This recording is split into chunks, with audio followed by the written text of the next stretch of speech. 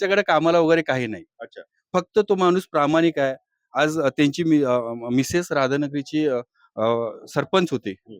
आणि त्या माध्यमातून त्यांचं काम करण्याचा दृष्टिकोन आणि त्यांच्याबरोबर असल्यामुळं आणि त्यांचं नाव भरपूर ऐकून आहे आम्ही. हं. आम्ही कधी राजकारणात नव्हतो, हं. कधीच कुठल्याच राजकारणात नव्हतो. फक्त दीपक शेट्टी एक विजनरी माणूस आहे हं. आणि त्याचे जे विचार आहेत, हं. एक म्हणजे जे वयस्कर लोक आहेत त्यांच्यासाठी सुद्धा त्याचे चांगले विचार आहेत किंवा कुणाला काय प्रॉब्लेम असेल आणि एवढा भावनिक माणूस आहे तो, हं. की मी पगार वगैरे असं काय मी त्याचा ड्रायव्हर वगैरे नाही. त्या फक्त बिचाऱ्याचं सांगायचं म्हटलं तर बिचाऱ्याचा 2-2.5 टन ऊस जातोय. जी मिसेसची गव्हर्नमेंट आहे.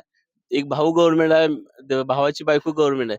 तरी आम्ही बघतोय दररोज हे बिचारा सकाळी 8ला येते, रात्री 12-1-2 वाजता जाते. म्हणजे इथे काय कोण स्वार्थासाठी राबत नाही दीपक शेट्टीसाठी.